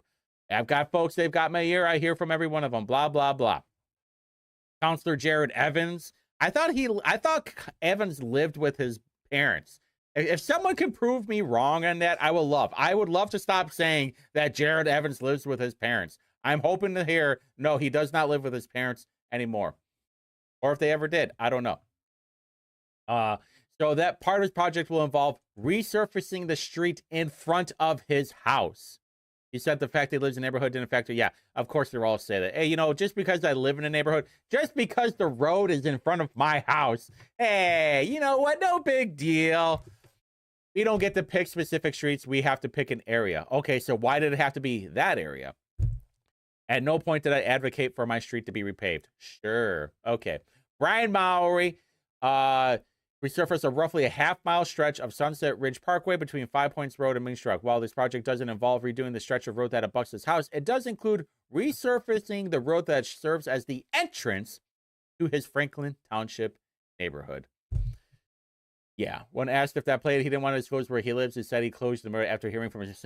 Here's the thing, Maori. We can just go into your campaign finance reports and look up your address. It's public information. Same thing with Carlos Perkins. He said is spending his portion to resurface the roads, plural, and a neighborhood directly across the street from Bethel Cathedral AME Church, where he preaches every Sunday. The doctor of ministry, Carlos Perkins. So that was a promise I made to the community during my campaign. Let me be clear. This was not tied to the location of my church. Sure. It just, what a coinkadink, Carly. What a coinkadink, Perky. All right. Boys, girls, we got something on the books right now. This is going to get really interesting because, what the crap? Okay. Hold on. We got robots, and I'm sure these will eventually turn into fuckbots, and we got different flavors like a Neapolitan ice cream going on here. What happens if I miss a payment? Don't lie, that's just an Indian in a robot suit. Dude, these robots are already looking like people. Look, a black one. So you can have your own white servant, you can have your black servant, and you can have your gray servant. You can have them do whatever you want, but I will tell you what, they are terrifying looking. You imagine this thing laying over you while you're taking a nap or when you're waking up in the morning. That would freak me out. Yeah, I got the first version. The remote worker watching telenovelas while you sleep. Yeah, that's the thing, dude. These things have eyes on it. Yeah, she's just basically gonna fuck it. Yeah, I'm sorry, I cannot release my grip. Fully unrestricted breathing is the future of my Neo Premium. Would you like to upgrade? Open the pod day doors. Hell, yeah. It's so true. Does it come in other colors? I'd love the more ethnic version. Yeah, I'm gonna need a brown one. It'll match my gardeners. It'll match the people that mow my lawn. Like, listen, Jose, I don't need you anymore. I got a robot that does this for me. All right, we already talked about that. All right, this new anti-immigration nonprofit, it should be interesting. It's actually Daniel Porter and Nathan Roberts. If you don't know who Nathan Roberts is, he is the brother of Nick Roberts. Him and Daniel Porter have created a new organization. It's called Save Heritage Indiana. It defines as the way of life Hoosiers built over generations while arguing mass immigration changes that balance fast, often without voters. It is so true. I like it. I like where they're going with it. Zach Payne and Micah Beckwith have both endorsed it. It should be really interesting because Daniel Pointer is the executive director of a Carbon Neutral Indiana, a climate change nonprofit. Roberts is a college student and twin brother of Nick Roberts. See, I didn't even say anything that wasn't already public. And Brandon Harnish, aka Paleo GOP, he was part of it as well. It's been very interesting of what's going to happen with this whole project. I hope it goes well. I'll do my best to try and chill for it or show it up. You know, we'll see what happens. I'm hoping that the headway keeps strong. All right, so I want to talk about this thing. This was an article from the other day talking about killing townships. So Indiana has like 1,000. How many is it? They have 1,003 townships, each with their own trustee, and they're all talking about getting rid of townships. Now, I am halfway on the board for this thing, mostly because of, like, I understand now of what they're talking about. However, there is a little bit of, I don't know if it's hypocrisy or what, because our guy, king of the trust chart, Andrew Ireland, has been a coy calling the throngs of township trustees an absolute waste of taxpayer money. Straight to jail, do not pass go. But also, why does a county of 80,000 people need 12 township trustees to begin with? Now, I agree with this one part. However, on the flip side, this was the same guy who wanted to have a prosecutor for each township instead of one. Now, what he's saying is we should eliminate townships. But what he's also saying, but each township should have a prosecutor. So which part are you saying? Now, if I had to guess, what he's talking about is getting rid of the amount of trustees that we have. Now, I did a little chat GPTing on this, and I was looking for graphs of like how many people are in certain townships. Now, it was infuriating, to be honest with you, because you have 242 townships that has between 0 people and 1,000 people. So let's just say it's 1,000 people. You have 1,000 people of 242 townships with 1,000 people or less. That is, and you have a trustee for that person. I don't think that should be the case, to be honest with you. I don't think you need a trustee for a city that or a town that has 1,000 people. I do think some of these things should be consolidated. I agree with that. And these are the ranges. I mean, if you look at it in graph form, ChatGPT couldn't break it down in graph form anymore. So let's just look at 10,000 people and 10 to 20, 20 to 30, 30 to 40. And you look at and regular. There are 158 townships that have 25,000 or more people in them. And you just look at like how few people are in some of these townships and how many townships there are with that few amount of people, which is crazy. However, Marion County should be excluded from getting rid of townships. Why? Because Wayne Township has about as many people as, say, Hendricks County.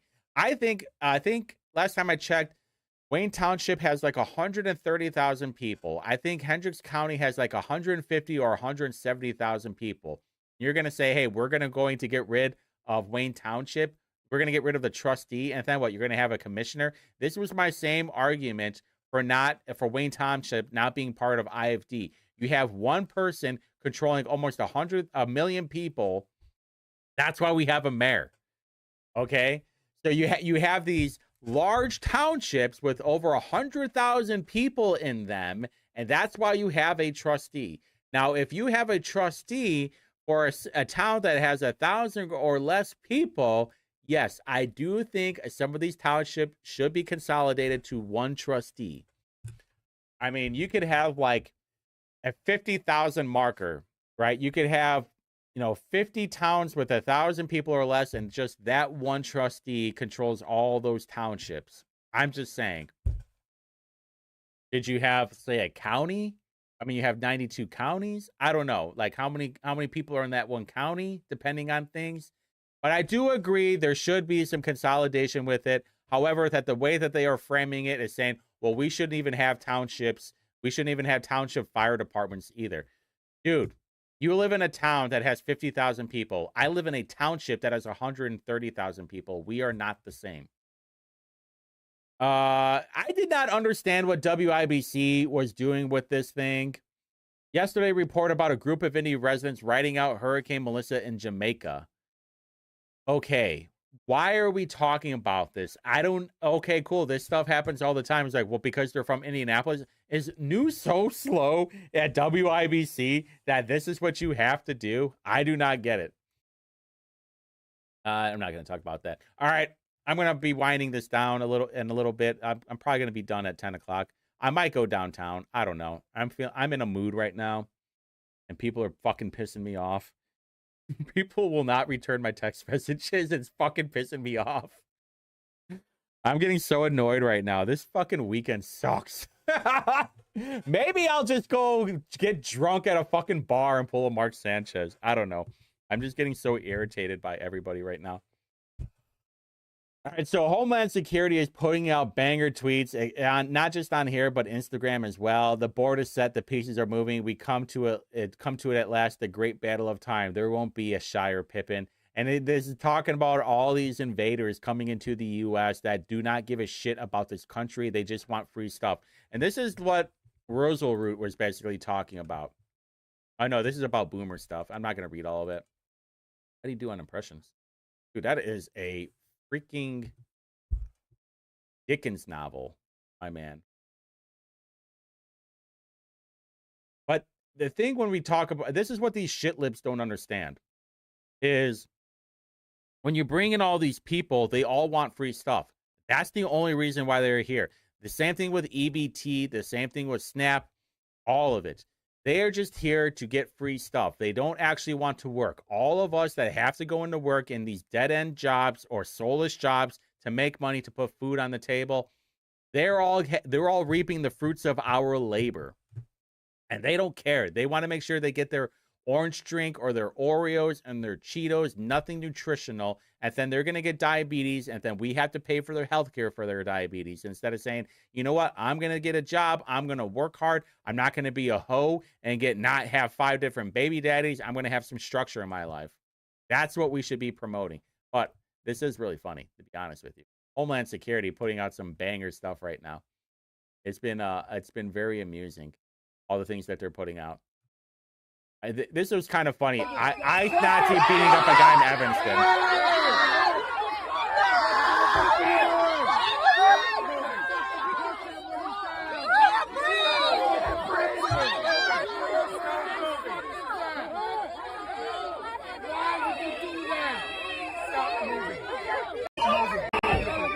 Why would you do that?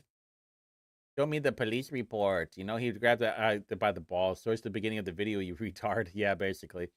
So he goes, Homeland Security goes, and here's the real story. The individual arrested, assaulted and kicked Border Patrol agents. As he was being arrested here, he aggressively grabbed the agent's genitals and wouldn't let go. The agent delivered several defensive strikes to free his genitals from the perp's grab.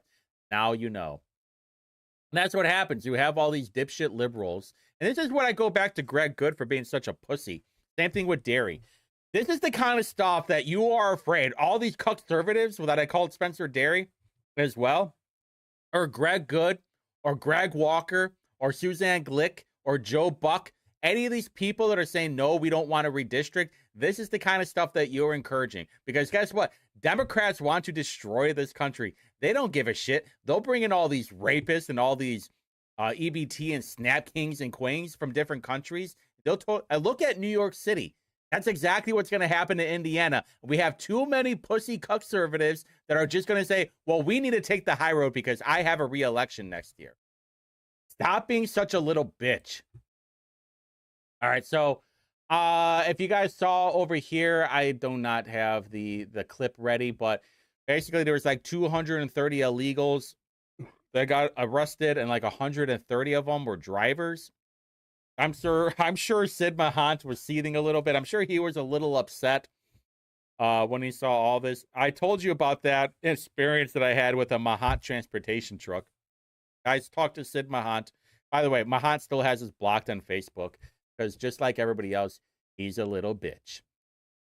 And what happened was I was getting ready to go on 465 South from Rockville, and this Mahant transportation is merging onto there, which is supposed to be a yield. Everybody was starting to go already, and he was like, fuck it, I'm going to go. And wish I had my dash cam, but it was first thing in the morning. And he almost took out a couple of cars. And so I was like, who the hell is this guy? And so I get on 465. I'm driving past it. And who do I see? What do I see? A Mahant transportation sticker on the side of it. Shocker.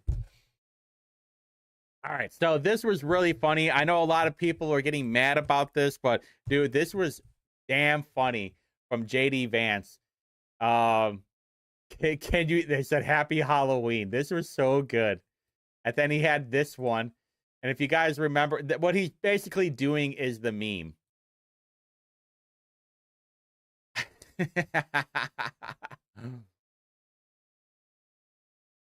And everybody's going off of it as well.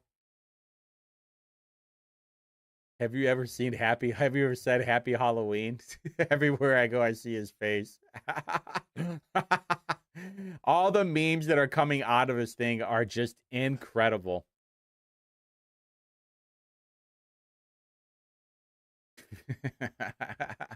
Get out of my fucking shot. All right, same thing as I was saying on Instagram. I mean, this is some pretty good stuff on here from the Homeland Security. There was one that I was dying on. Yeah, the enemies are at the gates. That's a good one. Damn, where? I thought I saw one. I can't remember a bit. Are they just loading up posts like every day? I don't know. I couldn't find it though. All right, so back to the blackness, of course. Black Indie Live. State of Indiana freezes all new child care vouchers for low-income families until 2027. Well, that's a shame. And you, of course, you have all these people, pro-birth, not pro-life. Listen, it is not the government's job to be your daddy. Take some fucking accountability. Good, we all pay for it so they can. Okay, this is diabolical considering they want to spend millions for a casino in downtown. Oh, yeah, we got to talk about that, too. Wow, and Indiana keeps voting for Republicans. Yeah. Well, I'm sorry. Yeah, whatever, boomer. Oh, crap, where was it? There it is. Congratulations, did you all voted for it? Yeah, we did. Listen, whore. We don't care. Whore. Opinion. See you later. Not cool, Braun. When did you go to give voucher money to the wealthiest? Oh, okay, here we go. Another liberal boomer right here. Catherine and Boland, whatever it is. This fucking boomer shithead. All right, so I thought this whole casino thing was interesting too. Because I remember them talking about it during committee. And I think even Greg Taylor and Aaron Freeman went at it for a little bit. So a 45-page study conducted by Spectrum Gaming Group compared potential sites across the state and found that a downtown indie location modeled near the State House and Convention Center would easily outperform all others. The location's accessibility, blah, blah, blah. But there's a flip side. The study warns that such a move could take roughly $140 million in revenue away from existing racetrack casinos in Anderson and Shelbyville.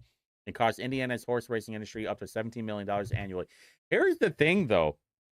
All this, like, in-person gambling is dying. I haven't been to a casino in a really long time, but I'm sure it's continuously to be filled with boomers that are using their Social Security money to gamble on slots or blackjack. Everything's online now. You look at FanDuel or DraftKings or any of these ones that you have out there, and they're doing all the gambling on their phone. Yeah, a new casino in this economy is diabolical work. The last thing downtown Indy needs. That's the other thing too. Like, downtown Indy does not need a casino, okay? And where are you gonna put it? That's the other part. Like, you don't have any room to put a casino because you need parking, you need the space. I don't know where you're going to put it. Feed people. No, you feed people. Yeah. No casinos until every neighborhood has a sidewalk. Who is this douchebag? Welke. Gordon Welke, professional dad. Sounds like a douchebag. A block along Pennsylvania in front of Winter Circle can be pretty sus if that's an indication of what's to come. Yeah, that whole area is suspect. That all of downtown Indianapolis. Imagine what legalizing green would generate. Yeah, okay, so we're just going to have more money to waste. That's the thing. Hey, we're generating all this money, but we keep wasting it. Go to Illinois. The roads are still crap. Go to Michigan. The roads are still crap. They're in a budget deficit. They're still trying to figure out, what are they spending all that money, all that weed money on, huh? Illegals. They're not helping you. They're not fixing the roads. They're not making things safe. They're just focusing on bullshit. I love that argument. Oh, why don't we just legalize weed? I am not even getting into it. It doesn't even matter. Fuck it. All right. There was another thing, too. Oh, yeah. I saw Nikki Kelly talking about this. Republicans, the state budget committee have rejected a proposal to direct state surplus funds towards low income. Sorry, boys and girls, but you're on your own. Sorry, the gravy train is over, kings and kangs. I do not care. All right, shame. May we find ways to ensure they go hungry too. Yeah, okay, you're not going to do anything. Okay, who's this? Who's this dumb broad? Yeah, wow, shocker. Oh, it has armpit. What is that? What the fuck is that? Gross. No, it's not our job. Hey, fatso. It's not the people's job to worry. Their job is to try and protect you. If you want to be fed, feed yourself. Also, you're fat. To win in Indiana, pretty much every level, even the Marion County City Council is majority Republican. Are you fucking stupid? Who is this idiot? Listen, even the Indiana Marion County City Council is majority Republican. What are you talking? Who? Hopefully somebody. Republicans occupy 6. Thank you. You are getting a like for that. Yes.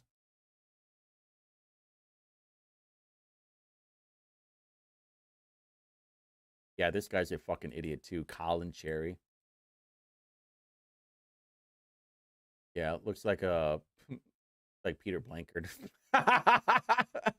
Another femboy. Remember the Indiana voters? Yeah, hey, guess what? It's a basic human need. Feed the people. Feed yourself. Take some accountability for your actions. Maybe don't spend money on THC or CBD or Funko Pops or wasting it on bullshit streaming or on Hulu and whatever. I don't know. Maybe that's just my opinion. But anyway, that's about all I got. I mean, I could talk. I need to do some research. I know I was going to talk about Marty Ops. I said it on Tuesday and some of the things, but it's been a long day. It's been a long weekend, and fucking people are not replying back to my text messages, and I am getting very annoyed. This last couple of days have been so shitty. Just reply back with an answer.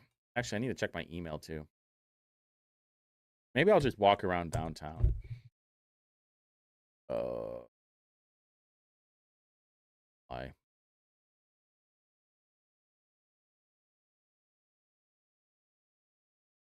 I don't know. So Tuesday, I'll probably, I will give an update on what happened with, if I get a reply from anybody else. Hopefully from the app rub, hopefully from Lance Gideon. And I'll talk about it. Good on them. Shut it down. Oh, also tomorrow at 7 o'clock, I will probably be participating in a Twitter space with Ken Colbert. He is from Evansville. I'll put I'm gonna put the link in the Twitter chat. Not that it matters because nobody's even commenting anyway. There's the link for the Twitter chat. I think I only have lurkers right now. They're just coming by and seeing what I'm talking about. That's a dude. Anything else from? Actually, let's look at some nasty. Nobody's really talking in the chat. I don't know who's lurking right now, but let's go find some nasty shit. Yeah, let's go find some nasty shit on Indy on the Map.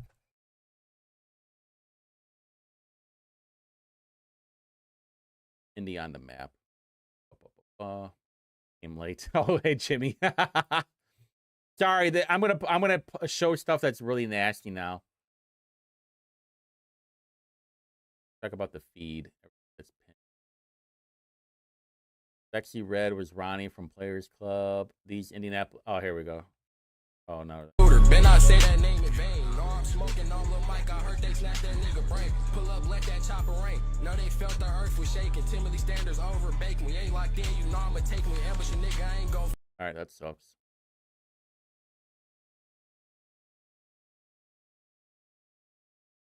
So y'all just gonna keep on ordering DoorDash, huh? This man got shit all over the back of his goddamn ass. Doo-doo all down the crack of his butt, digging in his butt. Ah, gross. I don't know, should I play that one? No, I shouldn't play that one. Oh, man. These degenerates. I'm always lurking. Thanks, Special Power. God, see, why? See, this is like I'm not going to play this video, but I will show it. I will show this degenerate stuff that is going on Indy on the Map. Someone told me the other day, they were like, you know, I don't think you should be playing the black stuff anymore.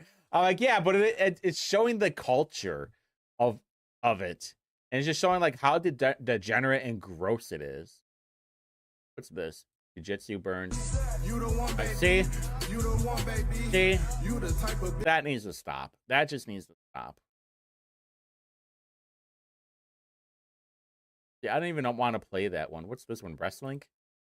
I never realized that wrestling is like amazing. Like I love wrestling after this clip. Like I really believe that this is the best wrestling match to ever, you know, surface. Like, and she's the best wrestler, hands down. Like, forget everybody else. The Rock, Stone Cold, Steve Austin, Triple H. Listen, man, y'all gotta get pushed to the side.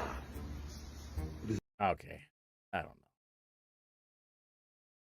Woman with no self-respect. It's true. It's just daddy problems, obviously. Tell me your relationship with your father.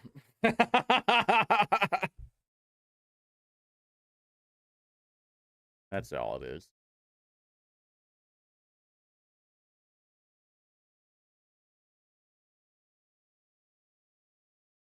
Back Indie Live. Yeah. Oh yeah, we got to figure out the Mark Sanchez thing. I think that's coming up.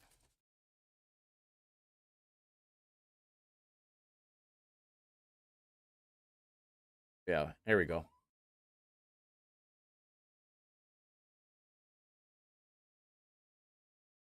Pending case, it's coming up. Oh yeah, it's happening in July. And then the civil case too. That okay, so nothing really. Non-moving parties shall have 20 days consent. Oh, okay. There it is. The non-moving party shall have 20 days to consent, object, or otherwise. Okay, so they got 20 days to respond.